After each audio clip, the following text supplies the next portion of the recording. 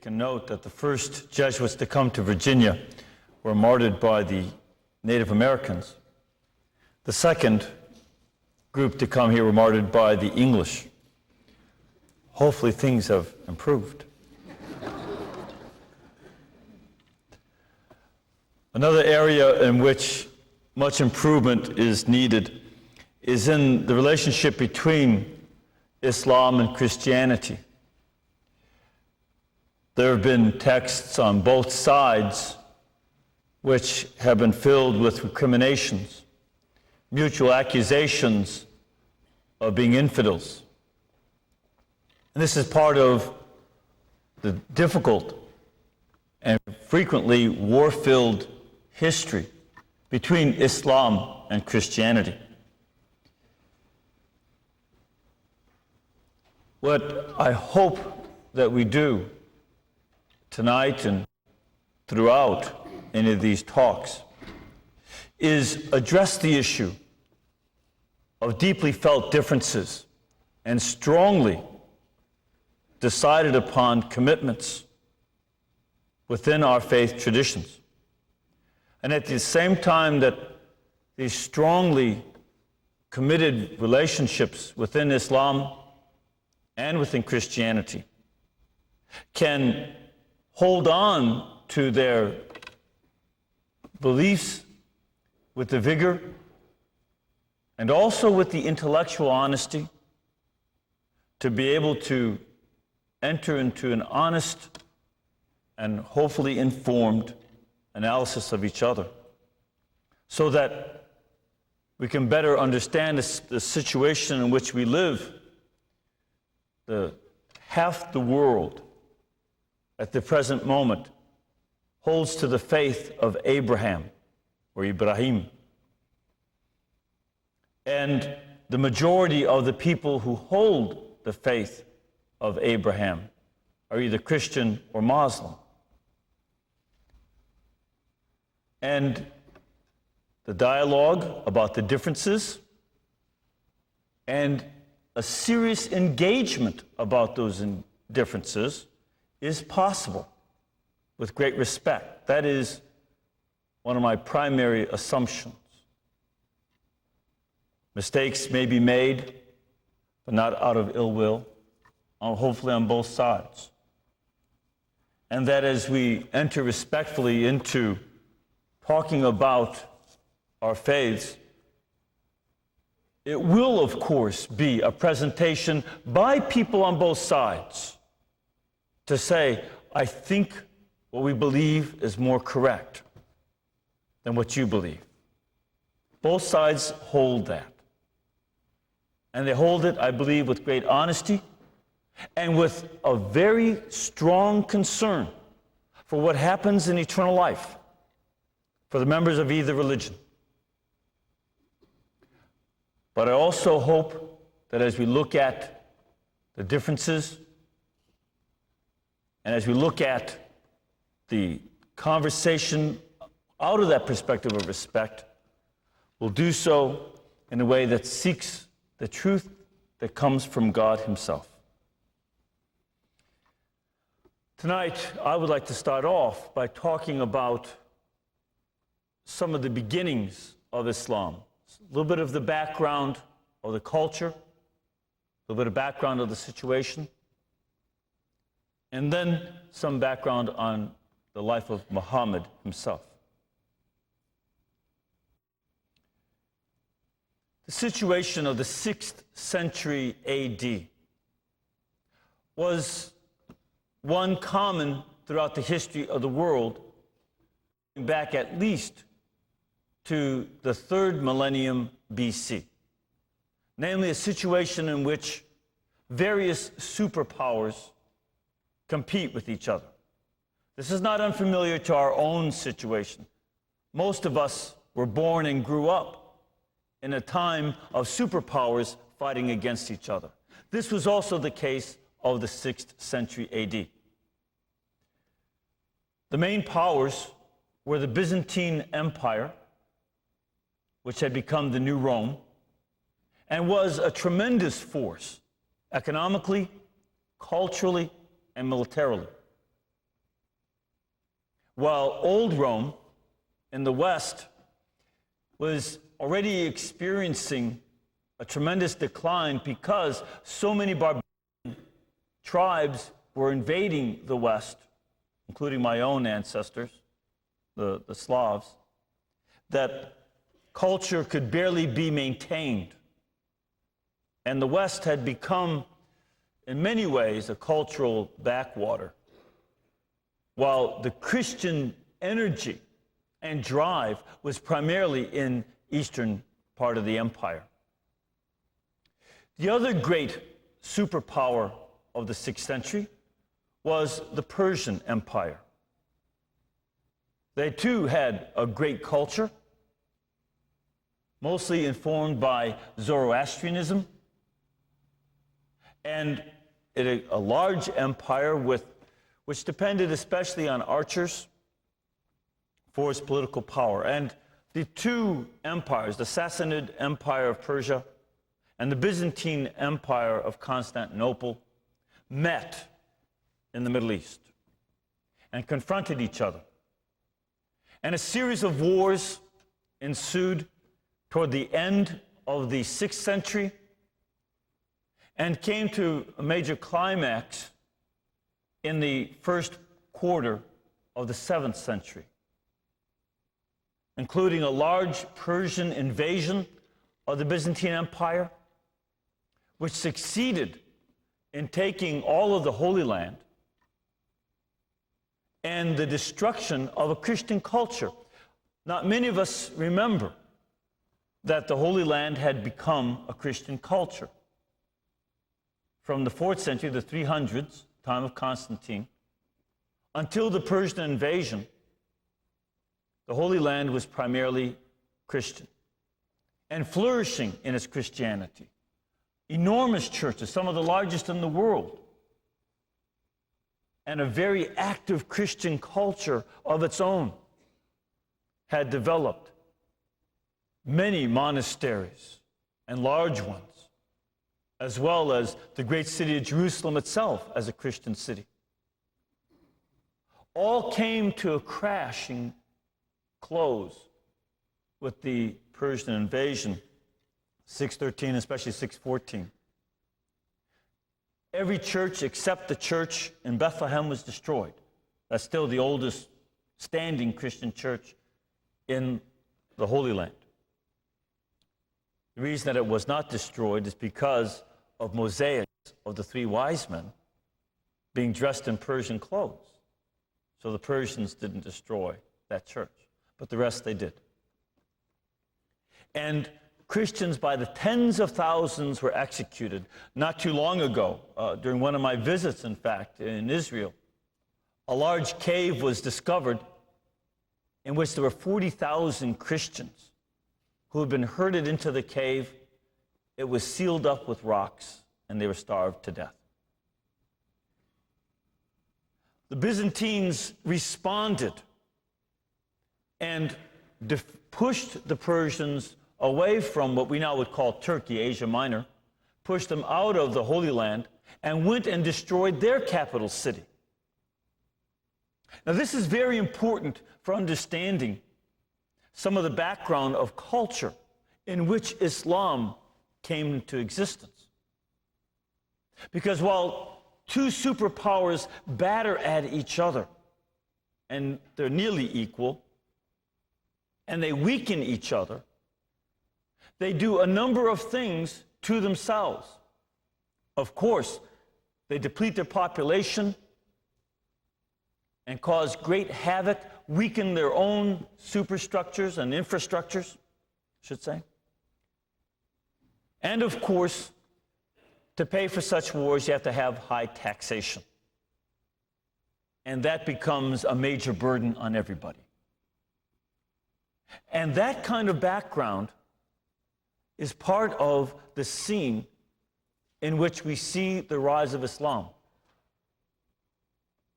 Because Arabia was a place that had both influences. Eastern Arabia had more Persian influence, and Western Arabia more contact with the Byzantine Empire.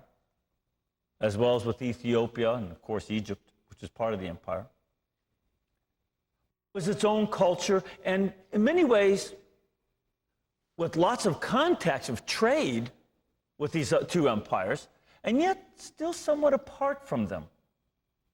Truly part of neither, making alliances here and there, becoming mercenaries to one side or the other, but separate from the major battle of the superpowers, and having its own cultural change. And that's another thing that's important to keep in mind. Arabian culture was basically a culture of Bedouin. These would be semi-nomads who lived on larger or smaller oases, oftentimes having to move around, especially as rainy seasons went and the dry took over and the hot took over, needing to live off of the milk of their cattle, camel's milk, goats, sheep, not much cattle. And the tribes were the basic structure of society, a structure of family. And this had a great influence on the way people thought, of course. But this was a culture in change because it seems on one hand, and this even shows up in the life of Muhammad a bit, that there was a switch from families that looked to the mothers as the way you traced the lineage, to families which looked to the fathers to trace down lineage. And with that came different understandings of property and family structure, and also the role of towns came into stronger play, as was very important in the life of Muhammad himself.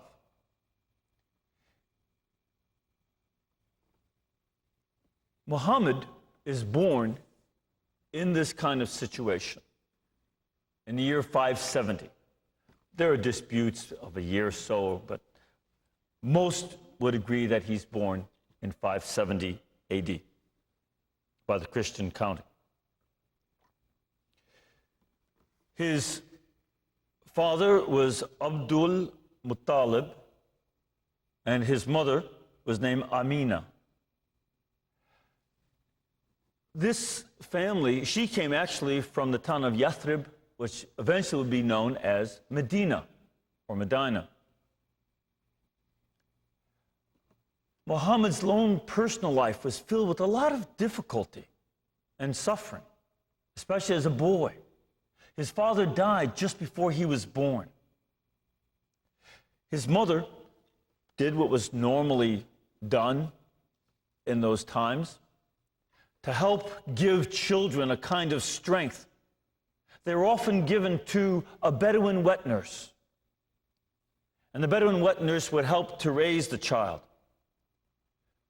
Muhammad's wet nurse was a poor woman, and she brought back a child from a widow, and therefore someone who would be considered fairly poor, but someone whom she loved and took good care of. As a matter of fact, her name, Halima, is well remembered by Muhammad as having taken good care of him when he was an infant.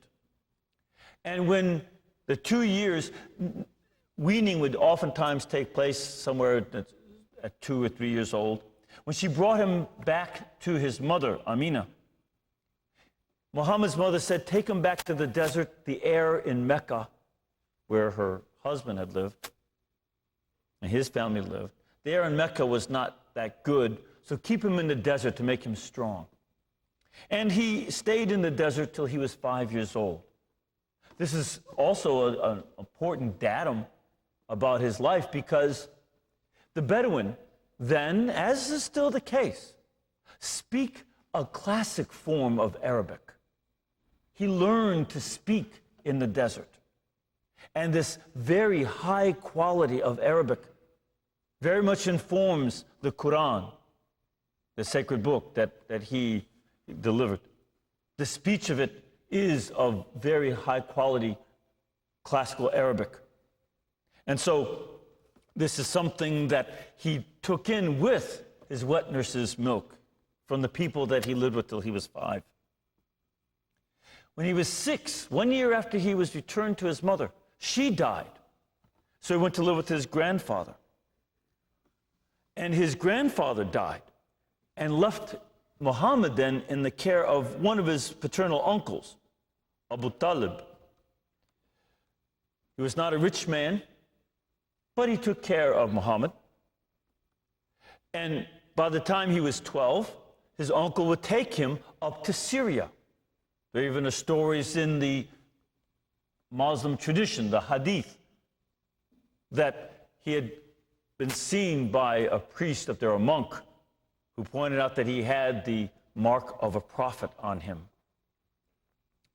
As Muhammad grew up into a man, he had a reputation of being somebody with very good sense, someone that could be trusted. You could go to him to be fair in any kind of a dispute. And one of the famous stories about him is that there had been a flood in Mecca. And this had a fair amount of damage to the central shrine of the city of Mecca. And it's called the Kaaba. And there was an argument about which clan should move this black stone, which I'm told is a meteorite. And this was the most sacred stone in this shrine, where there are many idols and many statues and images of the gods, but also an icon of the Blessed Virgin Mary and an icon of Christ. All of that were kept there. So the different heads of clans began to argue who should move this precious stone in the Kaaba.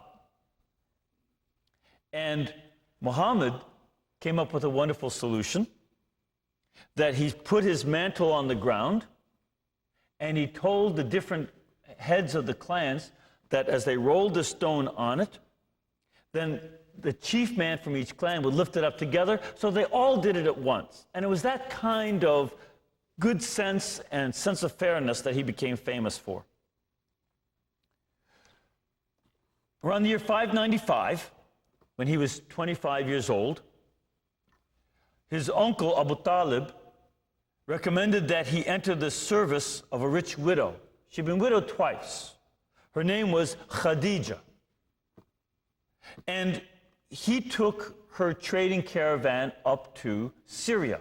Now, this is why I mentioned earlier that there's something of the old tradition of the Bedouin, of the woman having this tremendous role.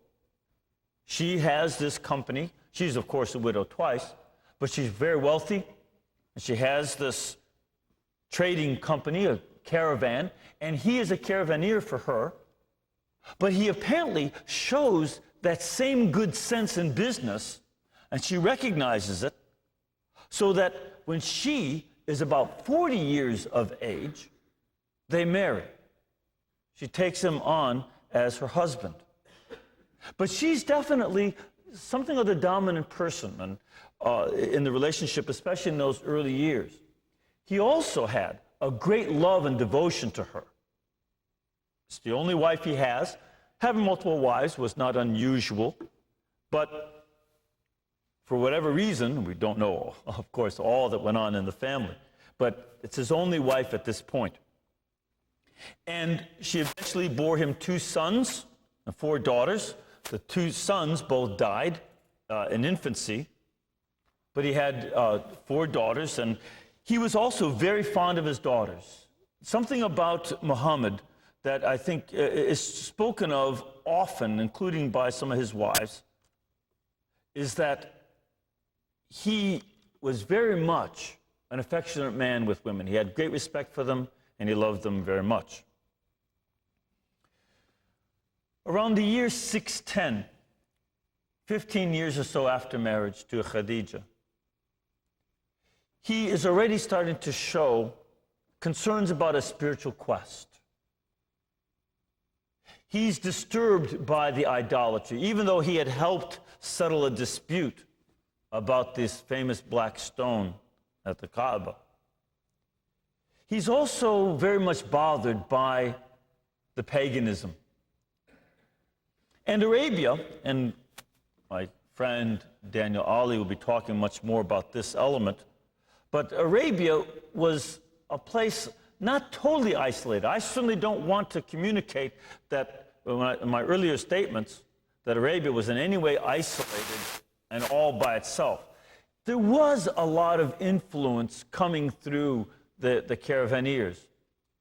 Tradesmen going back and forth always bring news and information around the world with them.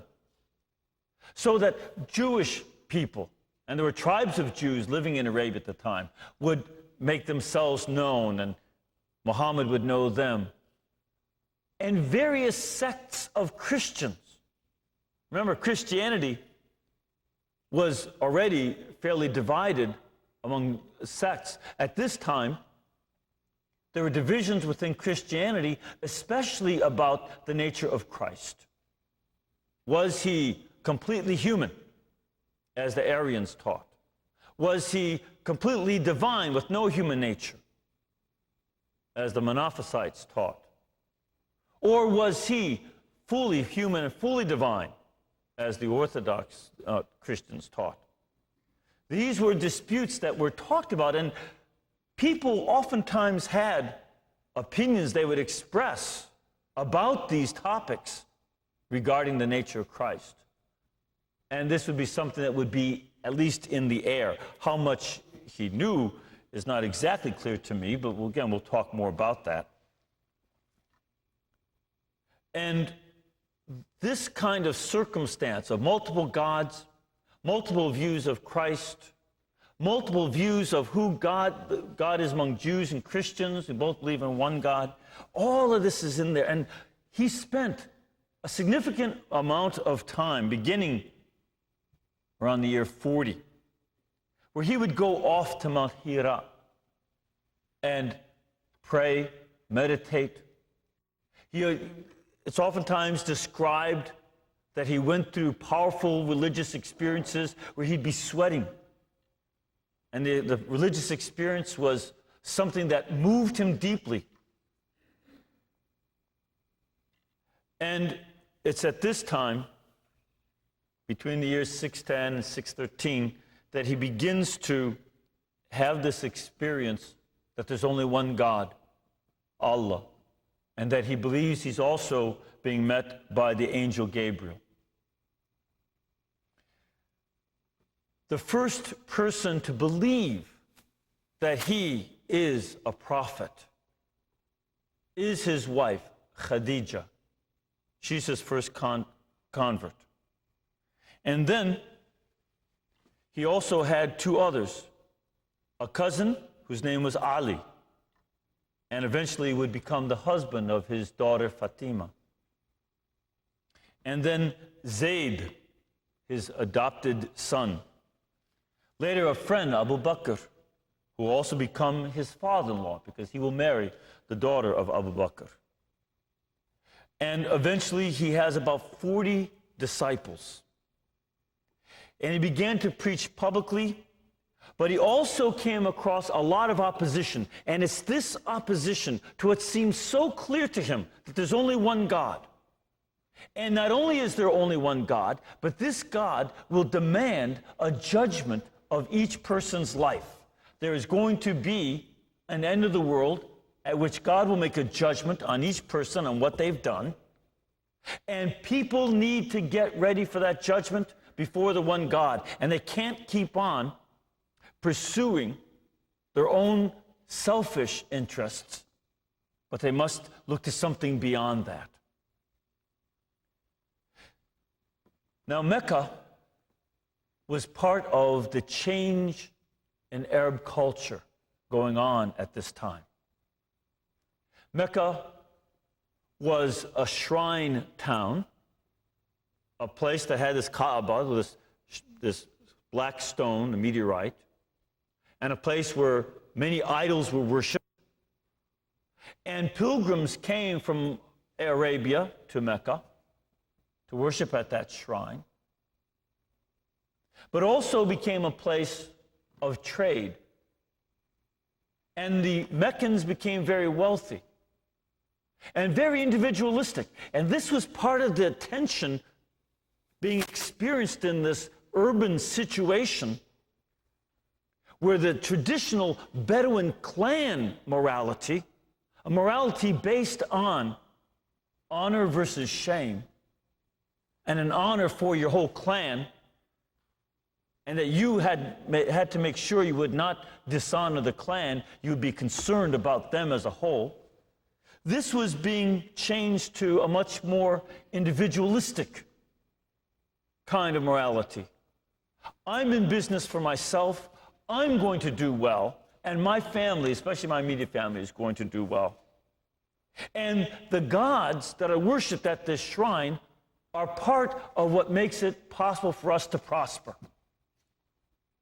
And so Muhammad coming along and preaching that there is only one God, not many gods, and that there's going to be a judgment of each person by that one God, is something that he comes into conflict with among his fellow citizens.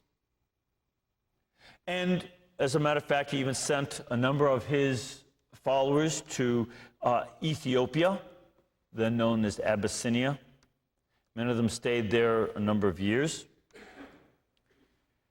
And by the time he is 50 years old, that'd be about the year 620, his wife Khadija, who's now 65, died. And his uncle Talib, who had raised him, been his guardian, also died not long afterwards. And this begins a process of changes. He now has his wife's wealth, and he's a man of means within his community. And that gives him a new status.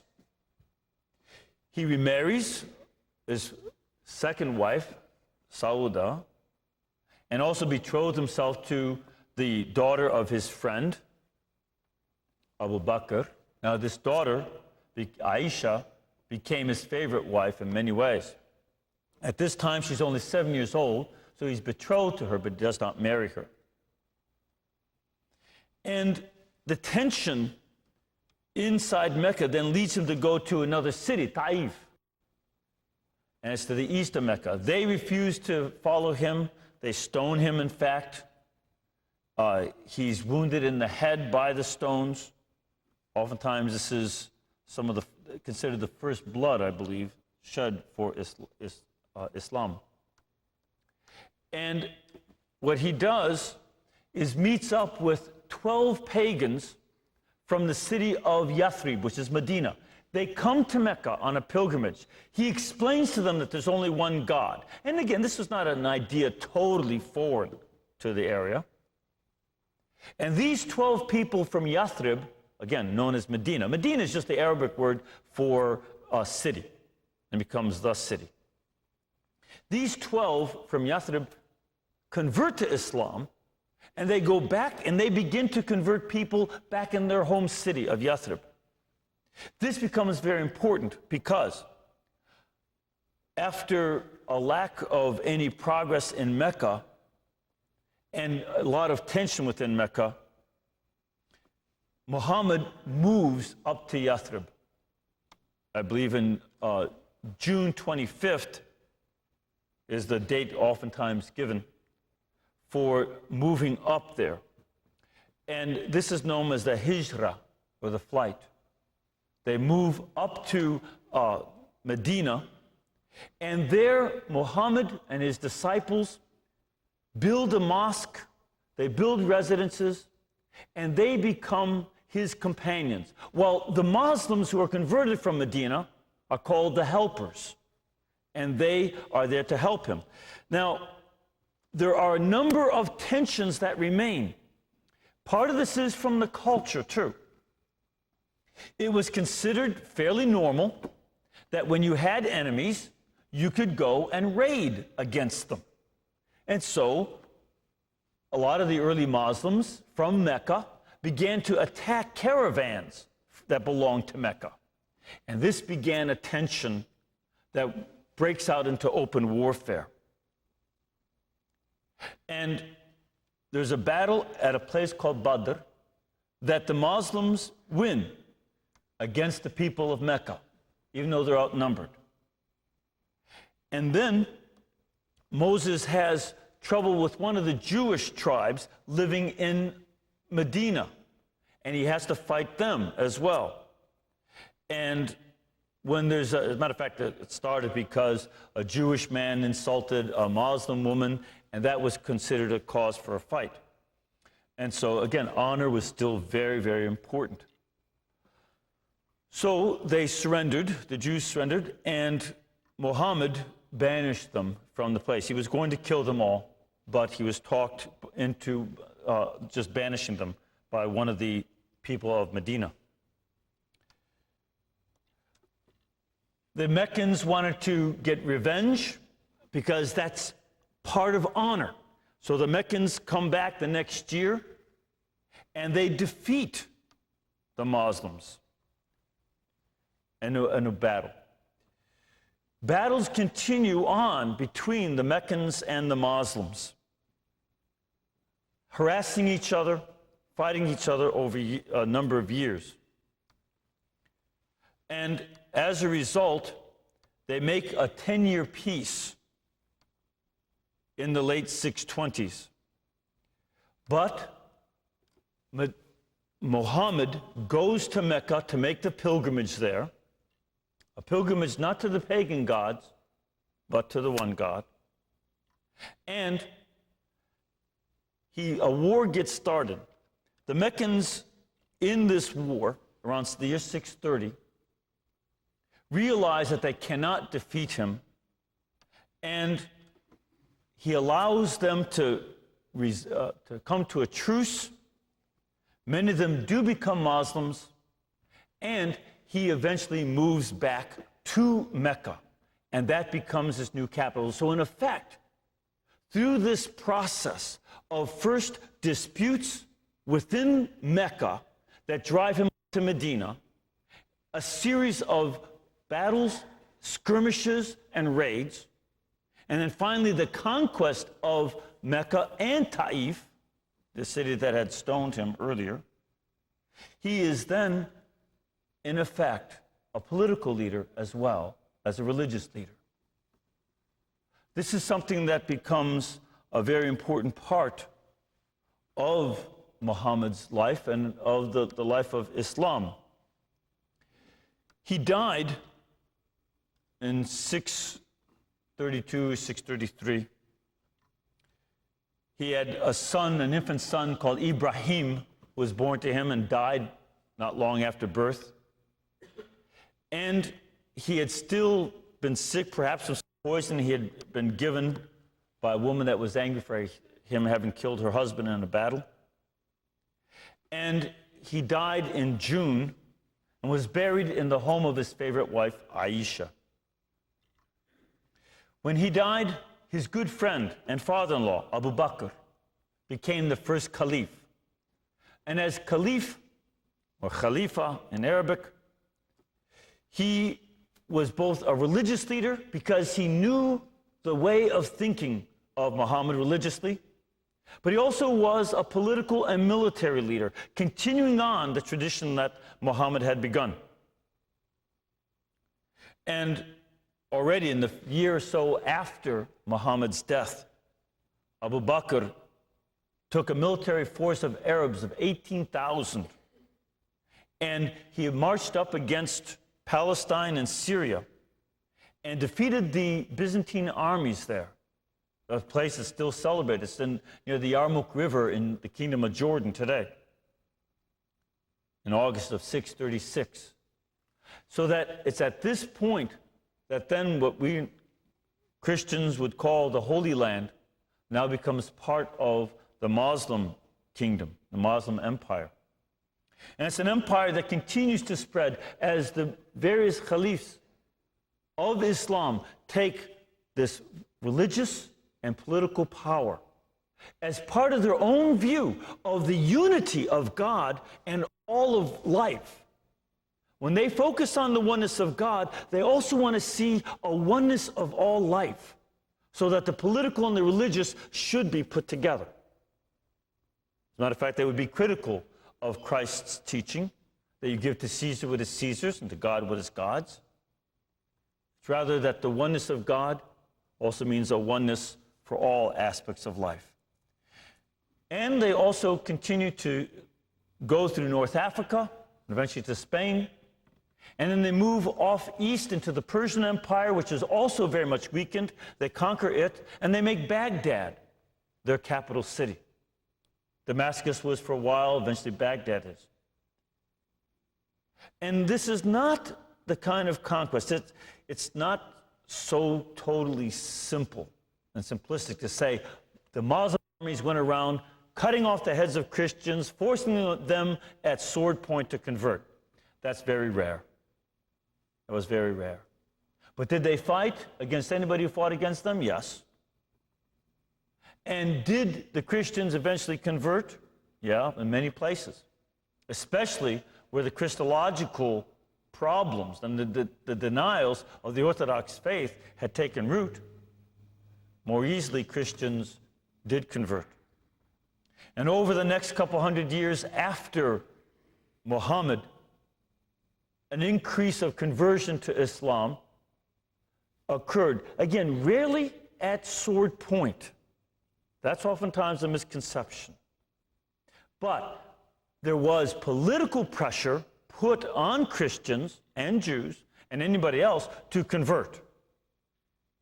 You could not convert from Islam to Christianity. There was not that kind of freedom of religion.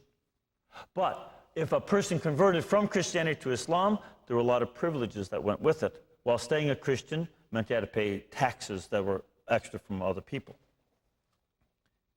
But that's something that goes far beyond talking about these early roots.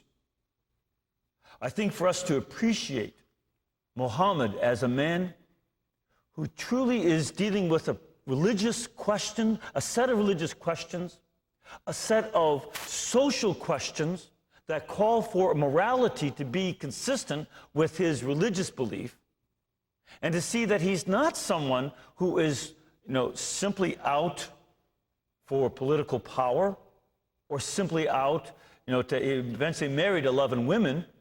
That's true. But to see them as someone who's just doing this out of lust, it would be a false understanding. He's someone who married a number of women because their husbands were dead, or he was making alliances, and that it was something that was part of the social situation rather than any kind of personal fault of his. And an appreciation of some of these aspects of his life, I hope that we can get a better view than would come from propaganda on one side or the other, and try to look at this person, Muhammad, and the movement that starts from him, the religion that starts from him, and what he considers his revelation, and take it on its terms so that we engage in a dialogue with the situation as best we can understand it, rather than engage with a rhetoric that simply rejects anything from Muhammad as evil. Life is not that simple, and his life is not that simple. But the dialogue, I hope, will be something that will be very fruitful and beneficial to us all. Thank you.